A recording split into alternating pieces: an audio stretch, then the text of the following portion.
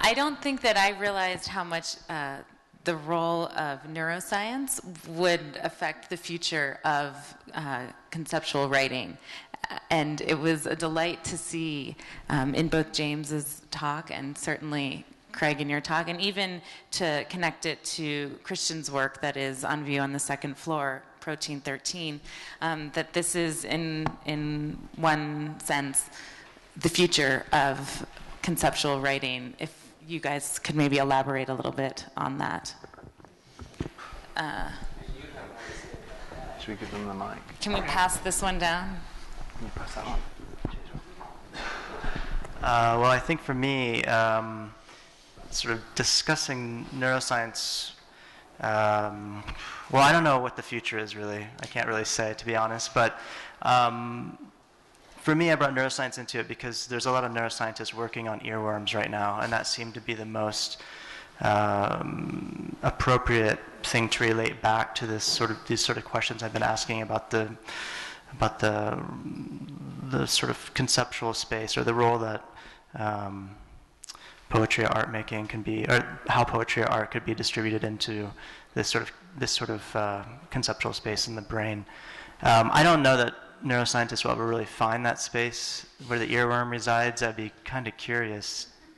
Are there any neuroscientists in the room, or anyone that has any kind of, that could maybe enlighten us on whether that's possible? Because it seems rather impossible to me. Like, it's hard for me to fathom that you could actually find the space where I don't know, where It's Raining Men gets stuck in your head, you know? But how amazing to imagine the possibility of it happening, which certainly has been the pursuit of artists and art in general. Of course, and then sort of extrapolating from that this other space.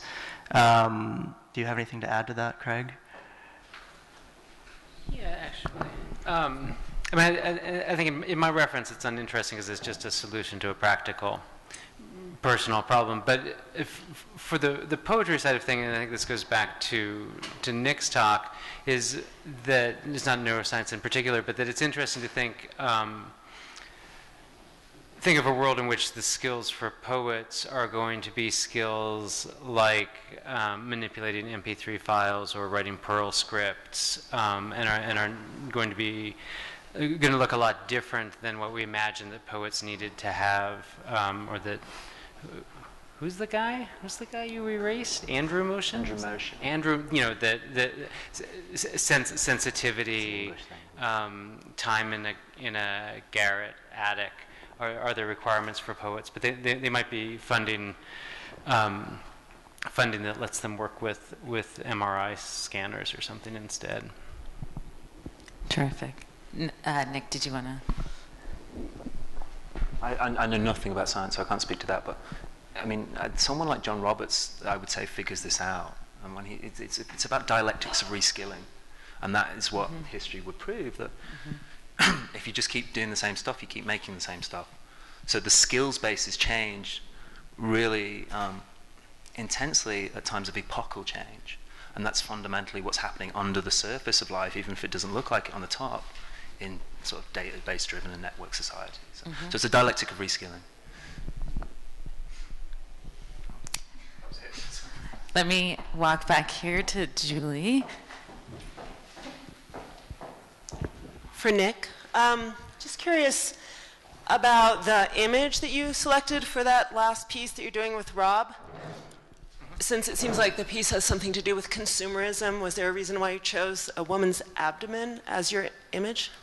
Yeah, well, so you know how GIFs work. So it's two still images, and then it's a falsified transition between the two. So the computer creates a gap, a moment in time, between two photographs. Yeah? It imagines two still images into a movie. That's what a GIF does. So, so that's kind of interesting anyway at the level of montage collage, just as an image. The thing just haunted me, like when I saw it, it was like on eHow or something. I was trying to learn how to tie a proper knot for a talk, and like a tie. This woman just kept dancing. But so it's just like haunted me. Anyway, but I mean, what happens in that work is, the idea of the work is you really splice out the highest moments in these kind of constructed ecstasies the moment when that dance song takes you to this place where you become this trans body kind of thing, or this moment in Rob where you get the complete collapse of poetry into just a list of all the shops that are near each other on a certain floor in a certain shopping mall.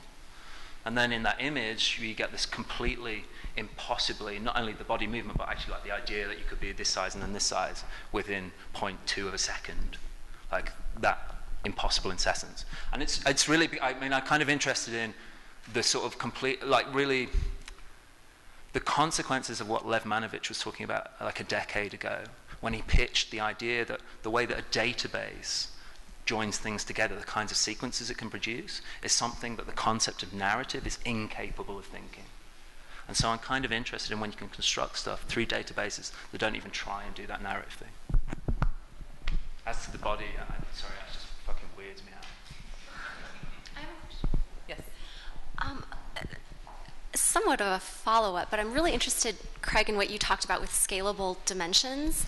And in general, the self-reflexivity, like the hyper-metafictional qualities of conceptual writing, I think are probably one of its most sophisticated features, and especially the idea of scalehood itself being critiqued or brought into the foreground. And then that also makes me think of just the notion of like institutional critique, like the way in which another sort of possible future of conceptual poetry is a kind of critique of itself, which I haven't necessarily seen today.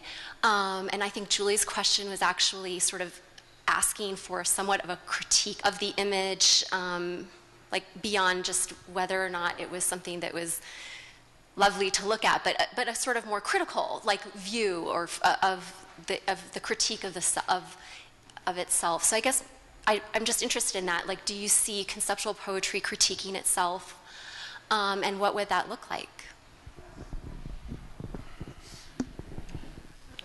I don't have a quick answer good enough for that question, but I do think it's one of the key questions for thinking about what, say the next iteration of a show like this would look like. I think that's one of the futures for the direction of this kind of work. Another direction I think has to do with questions of proper names and assigning names to works that those names did not produce, rather than appropriating works to the names of people who did the appropriation, for instance. So I think in that sense it's absolutely key. In some ways it's actually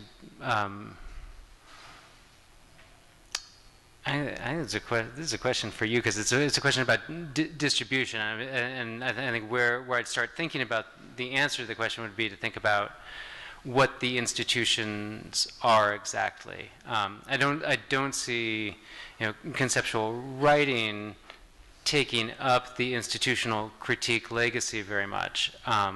For whatever reasons. But I think that part of that is also because the institutions of distribution obviously changed a lot since the 1960s. But beyond that, I don't have a good answer. Want to say anything about distribution? Institutions? Maybe one of the panelists would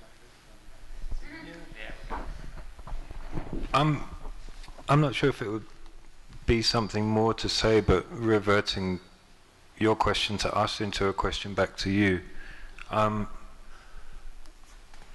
Whether the distribution, the institutional support, the conversations you've inevitably had with Andrea and Nora, and one example being your presentation of what you call whimsical works today, why is that not understood as being part of the work itself, in terms of the description of the work? Why is the institution part of that? Or yourself, or your presentation here, or your description of them as whimsical, or... it was just a question that came up while you were giving your presentation, but it absolutely has to do with distribution, and perhaps relates to the question that preceded that, in terms of my understanding is that there's a lot more besides the physical nature, the physical reality of the work and the thing itself that constitutes the work, and why that isn't part of the description of the work.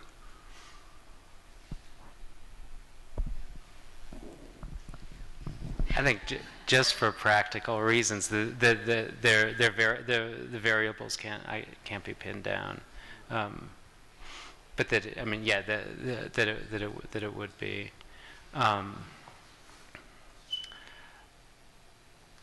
I think I'm thinking though also that the other, maybe the other point at which, if we rethink institutions as being less fixed and more variable and more about relationships than corporate structures and things like that, or fixed commercial structures, then there's a way in which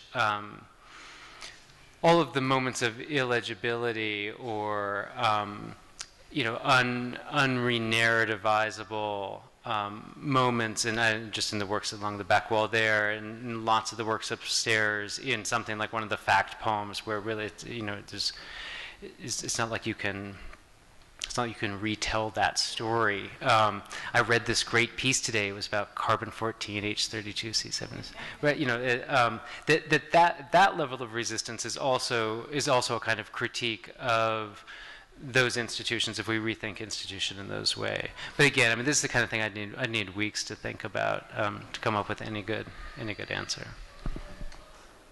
I have a question for Seth. I think it was this, like, incredibly powerful presentation that incorporated appropriation, transcription, I would say translation, redaction, and certainly you were working with constraint, which are, not to self-promote, the 5 strategies we've used to organize the exhibition upstairs. I know that you clearly were not thinking of those things precisely when you conceive of a work like this, similar to the, it's certainly in conversation with the work that you performed at Counterpath on Friday. What are some of the aims, if you will, as you are working through something like this, particularly given that I don't think you were, and correct me if I'm wrong, I don't think you were aware of exactly what Craig was going to be saying beforehand. So are there certain kind of, moments or points that you really want to, that kind of anchor your organization of something like this? Are there certain strategies that you kind of rely on? Or if you could just maybe elaborate a little bit as to how you perform that. There's not much planning or strategizing in advance, because I didn't know what Craig was going to talk about. Didn't know where it would go, didn't know what his reference points would be, didn't know what artistic examples he would mention. So it was just a matter of having some faith that our worlds intersect and our thinking intersects enough that I could find a way to make another kind of sense of some of the content that was being fed. And it's as much an exercise in sort of multitasking, I guess, and trying to listen, to be a reader and a writer at the same time, in a sense. So, an audience and a producer, or whatever 2 terms you want to choose there, and trying to conflate those 2 activities, and being willing to make an absolute ass of yourself. As long as you're willing to do that, then everything falls into place. Terrific. I think that's Paul's Frampton's house. Right? Yeah, that's probably the confusion, yeah. They said Frampton, and I immediately thought Peter. Sorry, I enjoyed that. Do we have any other questions? I really enjoyed the motion erasures, and in some ways, motion is kind of like low-hanging fruit, right? And so, I guess I'm wondering, especially sort of by the end of your talk, you make this claim that writing after conceptual art, conceptual writing is writing after conceptual writing, and has to be. But isn't that also the case for anything else? I guess what is it implies a kind of point of no return. But is this sort of point of no return the fact that any art made afterwards, any writing made afterwards, has to deal with this? how is that more integral in dealing with any other mode of writing or art? And so that's one, I guess there's sort of two parts. The second part is there a space between, you know... One at a time, because I won't remember. Yeah, but I might forget the second one, so I'm just going to say it here. No, I'm kidding, go ahead. So my point at the end was an epistemological one. And that epistemology then frames the doing of what you do in that context that the epistemology frames, right? So the claim is that contemporary art is art after conceptual art, because what makes contemporary art contemporary is in a large part the legacy of conceptual art, the realization that all art is fundamentally conceptual and aesthetic. Now, that was, if you like, unfolded or fully, like, made unavoidable by conceptual art as a moment from like 66 to 72, right, as a historical category. But it was something that was it's a truth of art. That's why I find it, that's why it's a matter of proof within an epistemology, because all art always was conceptual and aesthetical, right? It's just that what conceptual art did was it privileged the conceptual over the aesthetical as like an overemphasizing. And that overemphasizing made it unavoidable for us who look at this stuff to realize that our brains were kicking in. Huh? So that's the epistemological point. Is there a sort of middle ground between Andrew motion and the conceptual work? So is there, maybe I'm asking you to sort of tease out some of this space between the proper and improper, and that goes back to sort of the original motion. Yeah, sure. I mean, so maybe I'm being a little bit naughty with the proper improper thing, but it kind of interests me because when you write about this kind of stuff, you really write it really literally, that difference on the page, because you form common nouns and proper nouns. Yeah, in the way that I can talk about conceptual art with a little c, in a way that I can talk about the 1850s or Lawrence Stern in the 1750s, but I can't use it with a capital C until like 66 in like an Anglo-American canon, earlier in other places. Yeah, so the difference between the proper and the improper is a linguistic one, so maybe it doesn't really translate in talks. But then now the properness, or the kind of, is really more about behavior, like what you consider to be right and wrong doings, responsibilities of an author. That's what it is, right? It's like what are properly understood to be the responsibilities of the author within the process of composition. And I would say that the kind of way of writing that motion is low-hanging fruit of, but like would typify, doesn't understand the full complexity of the responsibilities that an author takes on when they write something. Yeah?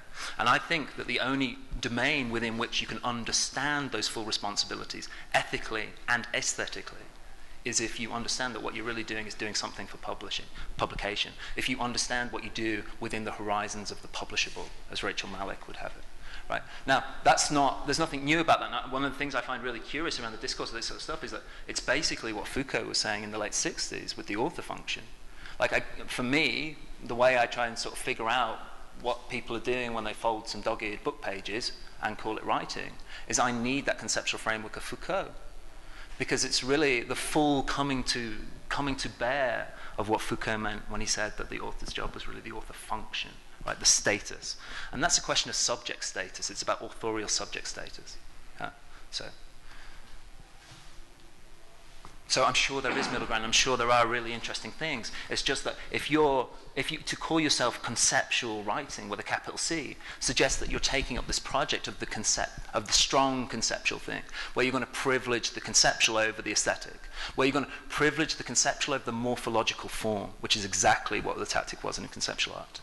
Yeah, and so there are loads of stuff in the middle, but I'm just more interested in people who are going to push that conceptual boundary, who are going to basically allow me to think and do different stuff, new stuff, regardless of what they say. And I don't like dogs. All right, we have another question over here.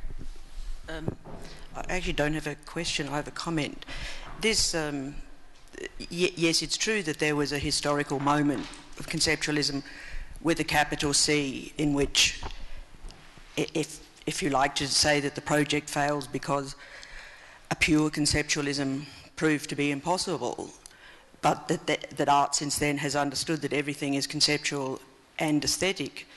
Well, but privileging the conceptual is only itself a reaction to the super privileging of an apparently pure aesthetic that had gone on for a couple of decades before in the writing of art history as a history of the formalism of mediums.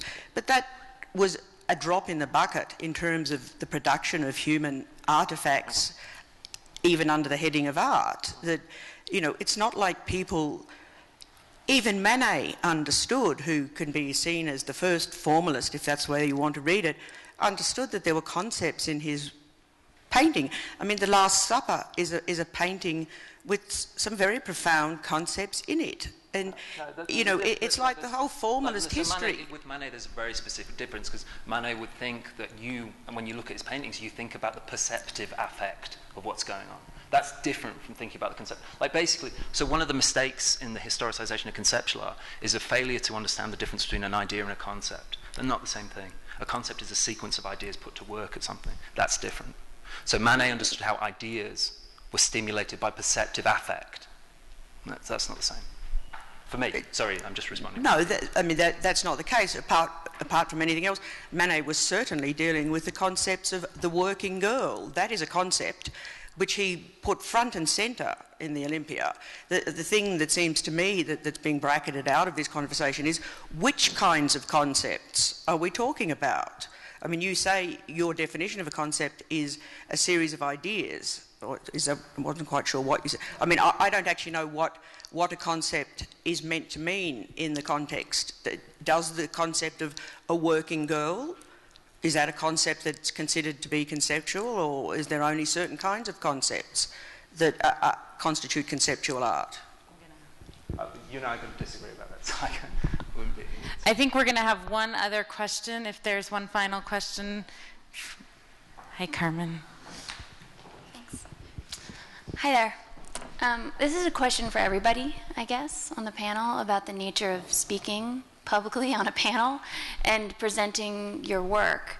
I'm interested in the sort of convention and the project of standing in front of an audience and talking about, you know, about your sort of driving curiosities as an artist or as a practitioner of some sort. So I'm wondering, as artists or you know, or scholars of language specifically, which is the theme of this talk, if that in turn affects how you stand up in public and talk about language as a conveyor of meaning. I think there's been a lot of sort of diversity in the ways that you guys have gone about doing that, and I'm wondering if that is like a very deliberate, purposeful agenda based in sort of in your function as artists interested in language, that sort of that echo back and forth. Yes. Yeah, I think I can't not emphasize everything else produced that is possibly not able to be expressed in an idea or a concept, or at least not as manageable, not as able to be analyzed, perhaps in a similar way that they still don't know where the part of the brain is that the earworms are stored in. And yeah, in relation to neuroscience and the formation of memory, and I can't not wish to put a lot more attention on those abstracts or those unanalyzable characteristics that are added to language in order for them to form memory. I've been working quite a lot in the last 5 years with Robert Ashley, American composer, who's absolutely interested in this, in the musicality of speech as a means of forming memory, and how that musicality can be composed, how you might have a more, not successful, but more music-oriented means of forming memory than perhaps simply reading a book or hearing an automated voice elsewhere. So, yeah, I think all of my work is trying to address the liveness, the transformations that take place, and how a lot of those transformations are simply indescribable, I think, if that answers your question. For me, it's a definite yes, I would say, and it's.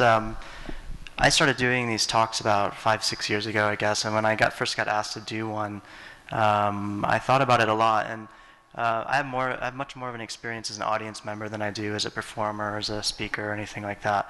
And the one thing I realized at the time that I took away from most talks were anecdotes.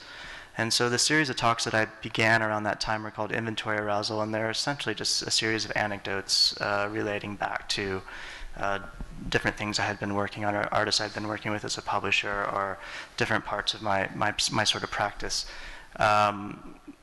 in the hopes that if all else fails, then people will take away those anecdotes, and the sort of performance will start to distribute itself through those stories. And in the same way that we talk about that, I mean, it's also creating this other side for those who were here and saw my performance very, very early this morning. There was a bunch of films and stuff running on this side too, and it's those are there to like create an escape hatch for audience members who, like myself, don't have a high attention span and who maybe just want to zone out. But also at the same time, you take in information in different ways, and sometimes you take in information while you're watching TV that you wouldn't be able to take in if you were just sitting there listening to the radio, for instance.